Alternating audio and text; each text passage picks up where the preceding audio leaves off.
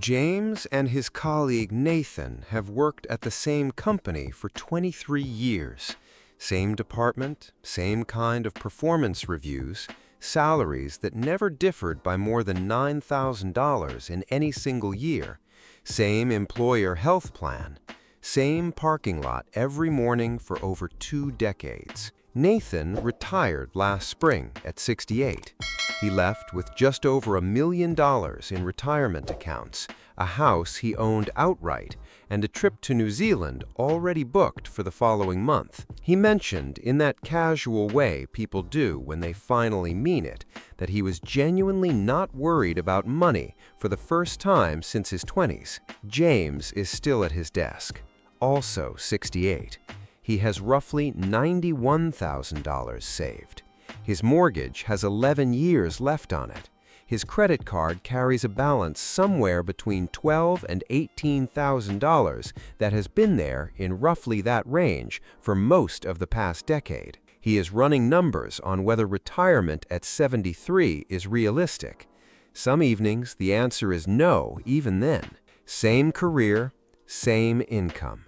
More than $900,000 apart. This is not a story about luck or market timing, or one person being smarter about investing. It is a story about specific decisions made across decades, decisions that seemed individually small and collectively became the entire difference. And the deeply uncomfortable truth is that James's situation is not the exception. It is what most of the country is quietly heading toward. The Federal Reserve tracks retirement savings across age groups, and the numbers for people approaching retirement age are alarming when you look at them honestly. The median retirement savings for Americans between 55 and 64 sits around $185,000. Run the math on that. A standard financial planning framework suggests withdrawing 4% of a portfolio annually allows the money to last across a 30-year retirement. 4% of $185,000 is $7,400 per year, roughly $600 a month. Add an average Social Security benefit, and the typical near retiree is looking at income around $31,000 annually. Basic cost of living for a single adult, depending on the state, runs somewhere between $38,000 and $52,000. The numbers do not work. They do not work for most Americans, and they do not work by a margin that is not easily closed. A recent survey found that 4 in 10 American workers plan to continue working past 70 years old. Most of them are not making that choice because they love their jobs. They're making it because stopping is not financially possible. Reason 1: the savings rate is far too low. The U.S. personal savings rate sits around 3.5% to 4% of income. Financial planners broadly agree that retiring comfortably requires saving 15% to 20%. That gap between 4% and 15% is not a rounding error. It is the entire difference between the outcome James is facing and the one Nathan walked away with. Most people have a rough sense of what they contribute to their retirement account. Almost nobody knows that contribution as a percentage of gross income, and without that number, there is no feedback mechanism. Someone contributing $200 per paycheck feels like they are doing something responsible, but they cannot know if that represents 4% of their income or 12%. And that distinction determines everything over a 30-year horizon. Research consistently finds that less than half of American workers have ever attempted to calculate how much they actually need to retire.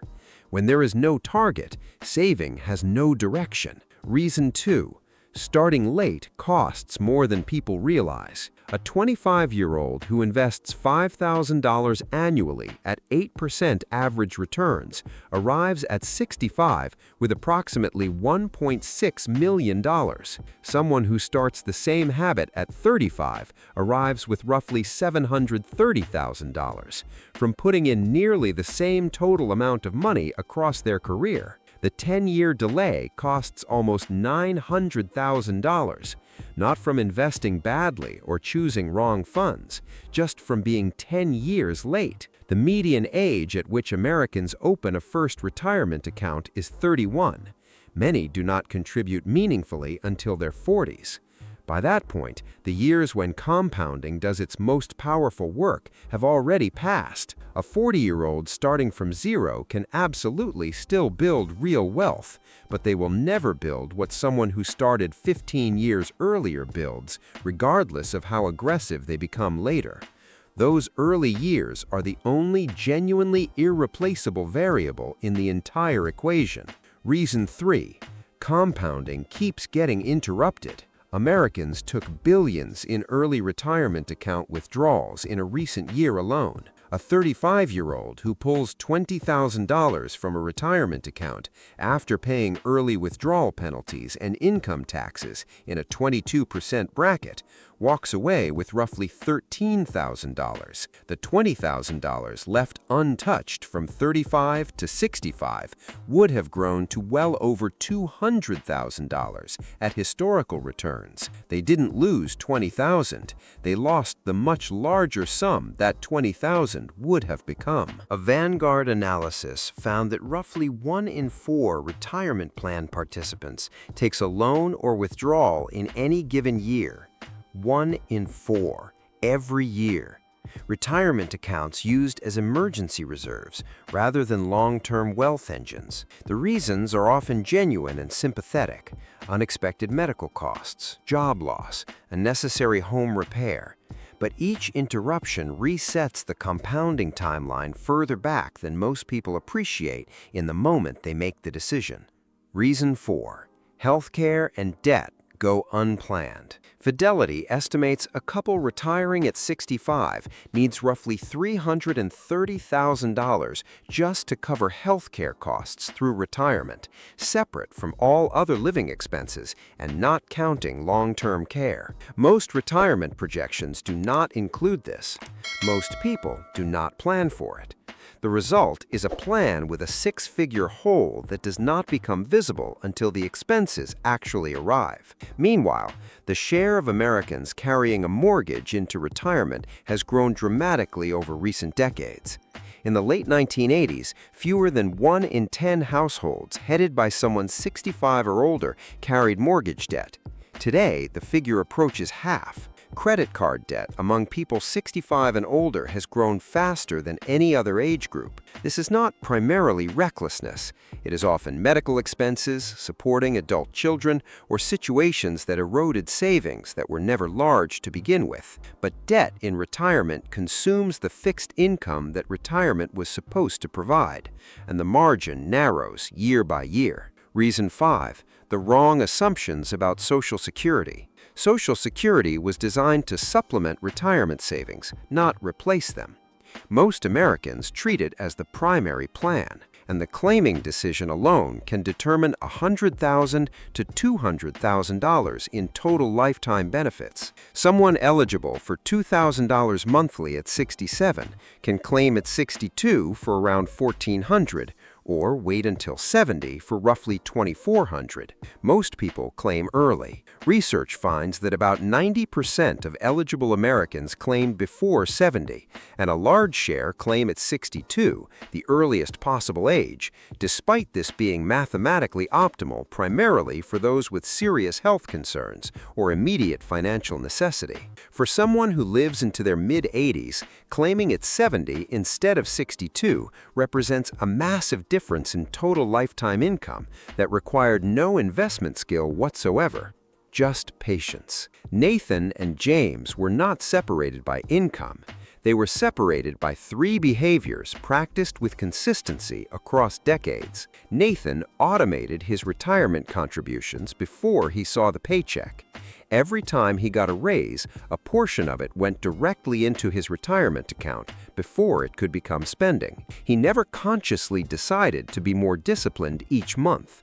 The system made the decision once and then ran on its own. He calculated a specific retirement target in his late 30s, found himself short, and adjusted his savings rate rather than adjusting his expectations. And when the roof on his house needed replacing in his 40s, he took a home equity line rather than touching his retirement account, because he understood that a withdrawal at 40 would cost him far more than the withdrawal amount by the time he was 65. James always planned to save more after the next thing settled down, after the car was paid off, after the kids were through school, after the renovation was done. Each threshold arrived and something else appeared ahead of it. The median near retiree is not in a difficult position because the market failed them or because life was uniquely unfair to them. They are there because specific behaviors compound over decades the same way money does, and the behaviors that build retirement security are largely invisible while they are happening and painfully obvious only in retrospect when the options have narrowed considerably. Most Americans earn enough to retire comfortably. The income is not the problem. The savings rate is at 3.5%, when 15% is what works. The compounding gets interrupted every time there is no emergency fund to absorb the unexpected. The target never gets calculated, so there is nothing to aim at. Social Security gets claimed early by default. Debt follows people into retirement because it was never systematically addressed. Every single one of those is a behavioral problem with a behavioral solution. The math works the same for everyone who gives it enough time. The only real question is whether you start giving it time now or wait for the circumstances that are never quite going to feel right. See you in the next video. Thanks for watching. Tell me what you think in the comments, and like and subscribe to James Invests for more content like this.